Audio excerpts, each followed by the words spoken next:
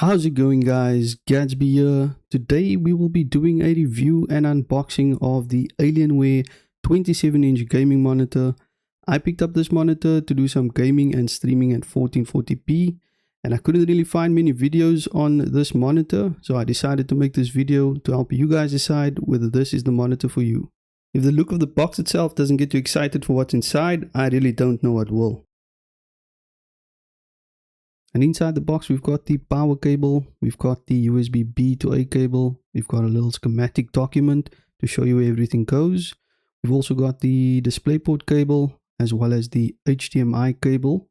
You also get this neat little Alienware box that contains some safety regulations, this cool looking Alienware sticker, and also the energy efficiency rating of this device. Moving on to the more fun stuff inside the box, here we have the base of the monitor stand. It comes in this nice looking interstellar indigo blue color. It is definitely a very unique color compared to the regular black or gray stands. It also has the NVIDIA cheesing sticker over here. As for the arm that attaches to the base and the back of the monitor, you will notice this also comes in that unique interstellar indigo blue color.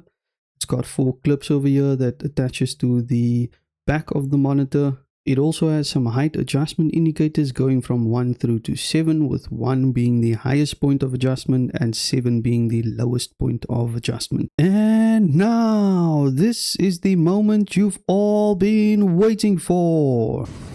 Settle yourself down a bit. Anyway, as you can see, the back of the monitor here comes in the same exact color as the base and the arm, which is, you guessed it, the interstellar indigo blue. You've also got this cool looking Alienware logo here. And for connectivity, you've got your power supply port, you've got your 2 HDMI ports, you've got a DisplayPort and a USB-B port. And at the bottom of the monitor, you've also got 2 USB ports. At the bottom of the base, you've got a toolless thumb screw, which can be used to attach the base to the monitor arm.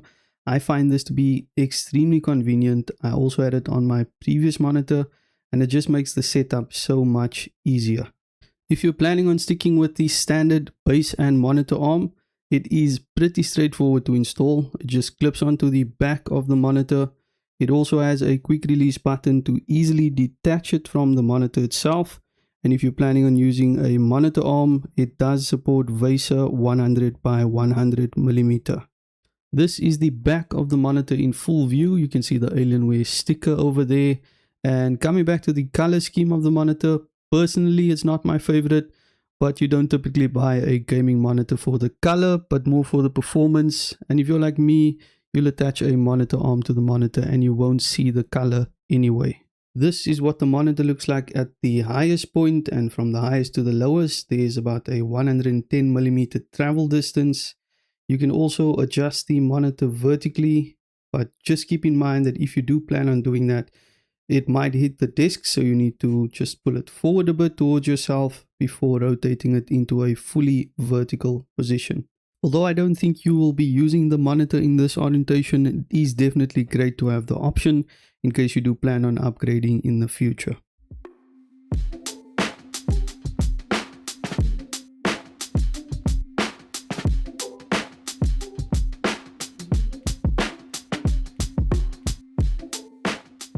When you first select the menu option on the monitor, you will see a couple of the key values that are set for the monitor, for the resolution, the refresh rate, preset mode, smart HDR, response time, and the dark stabilizer setting. The menu options on this monitor is pretty intuitive and very easy to use. If you've used the Dell monitor before, this will look familiar to you. I'm not going to cycle through every single one of the menu options, but I will show you some of the more important ones, especially if you plan on using this monitor for gaming. I'll show you guys the preset modes that you can set on this monitor, starting with the standard preset mode. It has a balanced brightness and contrast with a neutral color profile, making it ideal for everyday use. Then you've got your FPS preset. This is ideal if you're playing first-person shooter games and you really need to brighten up the environment to be able to see enemies better.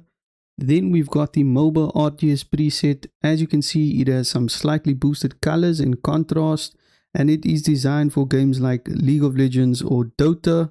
And this preset will really just give you some nice clear visuals of the characters and maps in these games.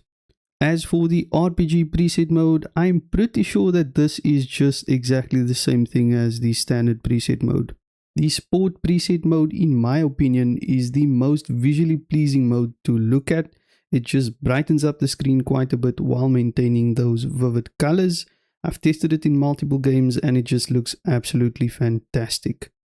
Then you've got the game preset mode, which allows you to set up a custom color profile as well as response time profile for up to 3 different games. This is particularly useful if you've got some regular games that you play. You can actually just set up the custom profiles for those games, and when you do decide to play those games, you can select one of the pre-configured setups that you've done for yourself, meaning that you can save time and you really just don't have to manually fiddle with any of the color settings. You've got the warm preset that gives the panel a reddish yellowish tint with reduced blue light that just makes it a bit easier on the eyes. The cool preset adds a bluish tint to the screen, giving you some brighter looking whites and punchier looking colors. The sRGB preset means there's no boosted reds, no extra vibrancy, no gaming pop, just correct colors. And last but not least, you've got the custom color preset mode, allowing you to set some custom values for properties such as gain, offset, hue, and saturation. If you guys have been paying attention, you would have noticed that when I first turned on the monitor, it was locked in at 60 Hz, and in order to get the maximum refresh rate from this monitor, if you're on PC or console, there's certain settings that you need to change. So I'll be showing you guys how to update the settings on both PC and console to get the max refresh rate. Starting on PC, you head over to your system settings and then select the display settings. You do need to make sure that the Alienware monitor is selected as well. You'll then scroll down to the advanced display option, and you will see that there's a drop down for you to choose a refresh rate. You can select the drop down and then choose the desired refresh rate. For console, you'll go to your screen and video settings. You'll head over to video output, and then you need to look for the setting that says 120 Hz output. Make sure that the setting is set to automatic. For the next step, you'll open up the game that you intend to play. You'll head over to the settings inside of that game. You can then head down to the display settings of that game, and in this game specifically, you will see that there are 2 options that gives you the maximum 120 Hz refresh rate. It's the ray tracing balanced, and then you also have the balanced setting. Just to walk you through some of the specs on this monitor, it does use a fast IPS panel, which is a really big deal if you are using this monitor for gaming especially. The traditional IPS panels are great for wide viewing angles and rich colors, but this fast IPS brings much faster pixel response times. This means that you get less blur in motion and smoother transitions when things move quickly on the screen. One of the positive things about this monitor in my experience is that it really does strike a good balance between color accuracy and gaming performance. Now this monitor is both G-Sync and FreeSync compatible. What that means for you as a gamer is that the screen actually dynamically matches its refresh rate to your GPU's frame rate. So if your FPS is not perfectly stable, that means that you're less likely to experience screen tearing and you'll just have an overall much smoother gameplay experience. As for the HDR, the monitor supports VESA display HDR 400, which is pretty much the entry-level HDR standard. What that means is that it can display brighter highlights and slightly better contrast than the standard SDR, as you may have seen earlier in the videos.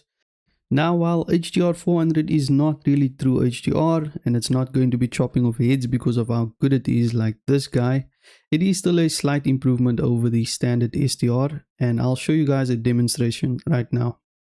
On the left we've got SDR and to the right we've got HDR, with the noticeable difference being the highlights being a bit brighter on the HDR side, as well as the darker areas having a bit more detail. Rapid comparison between the two, we've got HDR, SDR, HDR, SDR again, with SDR being more vivid and HDR being a bit brighter.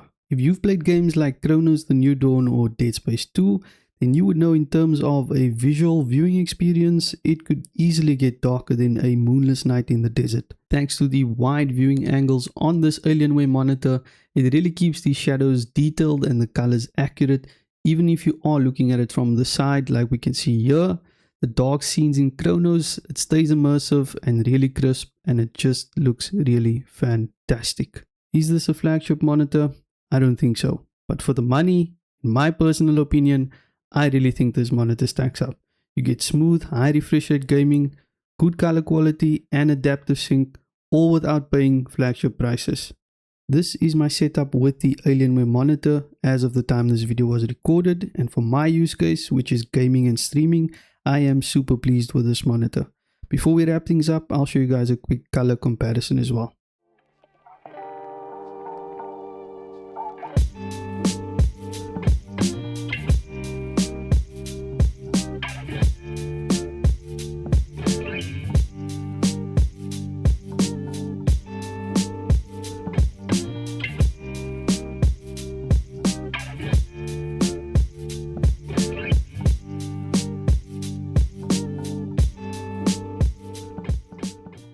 And that's a wrap for this video, guys. I really hope this will help you decide whether or not this is the monitor for you. Thank you so much for watching. Gatsby over and out.